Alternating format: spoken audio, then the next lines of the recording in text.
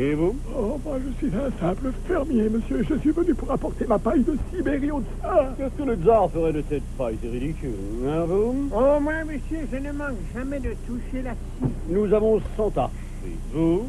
Oh ben, je ne suis qu'un pauvre forestier, monsieur le chambellan. Mais j'ai des pousses d'arbres ici qui grandissent si vite que, Sa Majesté, j'en suis sûr, on sera tout à fait émerveillé. Quant à mon épouse... Oui, silence! Où êtes-vous allé voler ce bateau? Mais il est à nous. Je vous assure que... Et alors? Pourquoi nos éminents voyageurs ne se présentent-ils pas devant nous? Eh bien, Majesté, je me dois de vous informer avec le plus profond regret que ce navire volant est plein de paysans. Des paysans? Des paysans, oui. Avec de la paille, des boutures d'arbres et bien sûr aucune manière de paysans. Ah, je voudrais tant les voir, mon père, s'il vous plaît. Ce sont peut-être des princes déguisés? Pourrais-je vous parler en privé quelques instants, Votre Majesté? Comme Votre Majesté peut le constater elle-même, il s'agit là d'un très joli vaisseau, très joli. En effet, oui. Eh bien, qu'on leur donne de l'or et qu'ils rentrent chez eux. Mais si ce navire a été volé, est-ce que... Volé? Ces paysans prétendent qu'ils viennent se mettre au service de Votre Majesté, Majesté. Mais alors? Nous pourrions les mettre à l'épreuve. Quelle épreuve? Une épreuve tellement difficile à réaliser qu'aucun d'eux ne pourra jamais y parvenir. Bon, mais et alors? Alors, nous les bannirons de l'Empire, ou nous les décapiterons. Ça coupera court. Et le navire serait donc à moi, n'est-ce pas? Bien entendu, c'est la loi, Votre Majesté. Voilà une superbe idée. Je vous laisse les détails de son exécution. Mais attention, il faudra que les épreuves soient très difficiles. Faites-moi confiance, elles le seront, Votre Majesté.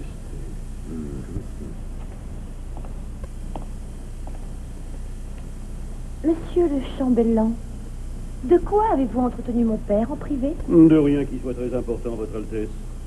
Nous avons discuté de la disposition du banquet qui sera donné en l'honneur de nos visiteurs.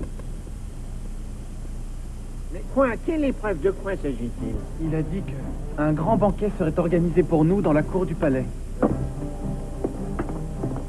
Mais que nous serions forcés de tout manger, de ne rien laisser dans les plats. Sinon nous serions bannis, forcés de nous expatrier.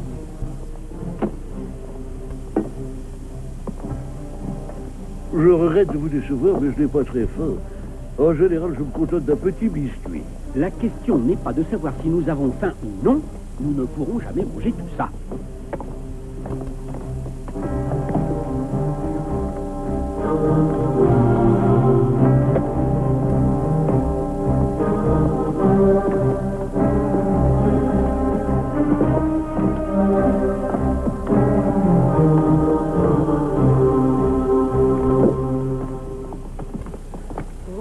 Seigneur, sois remercié pour le modeste repas que tu veux bien nous offrir. Devant une pareille générosité, ce serait te faire injure que de rejeter le moindre petit morceau de nourriture.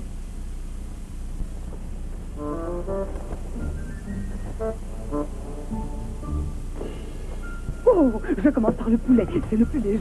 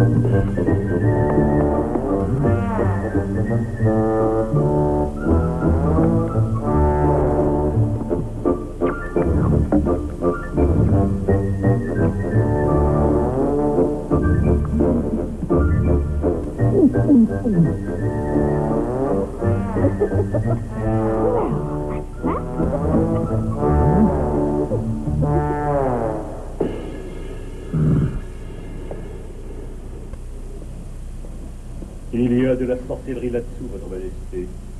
Mais j'ai une autre idée. J'ai trouvé une bonne épreuve. Ces gens disent que le garçon qui les guide est un peu fou, ça doit être vrai.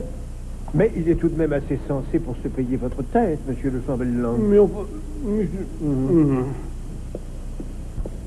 Très honoré visiteur, Sa Majesté le Tsar a daigné s'émerveiller de votre réussite à notre épreuve. Sa Majesté va donc vous recevoir en audience.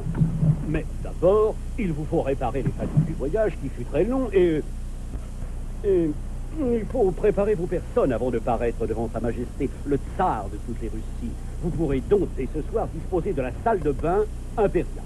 La garde vous y conduira dès que les feux seront allumés. Nous devons bien reconnaître que prendre un bain nous fera le plus grand bien. Oui. C'est vrai, je me sens un peu poussiéreux. J'ai l'impression que j'en ai partout. Et ça me chatouille. Mais pourquoi faut-il attendre ce soir? Il nous l'a dit, mon garçon. Il faut allumer les feux et les pousser si on veut avoir de l'eau qui soit bien chaude. Bien chaude. Et si chaude que nous ne pourrons pas nous y tenir. Quoi? Oh, je l'entends, le chambellan. Je l'entends bien. Il donne des ordres pour qu'on pousse les feux et pour que l'eau du bain soit bouillante. Le traître. Il explique aux autres qu'une fois dans la salle de bain, nous serons pris au piège. Et nous serons ébouillantés comme des écrevisses. Et ils seront ébouillantés comme des écrevisses. J'espère que vous m'avez bien compris. Les gardes n'étaient pas très heureux de faire ce genre de choses. Ils se rendaient bien compte que Piotr et ses amis étaient de braves gens qui ne méritaient pas cette cruauté. Mais ils avaient trop peur pour désobéir. Et bientôt, les flammes commencèrent à monter dans le foyer. Le chambellan assistait à la scène depuis sa fenêtre. Nous allons voir si ce gamin va encore se payer ma tête. Et dans le crépuscule, les gardes ne s'aperçurent pas que nos amis n'étaient que 6, alors qu'ils auraient dû être 7.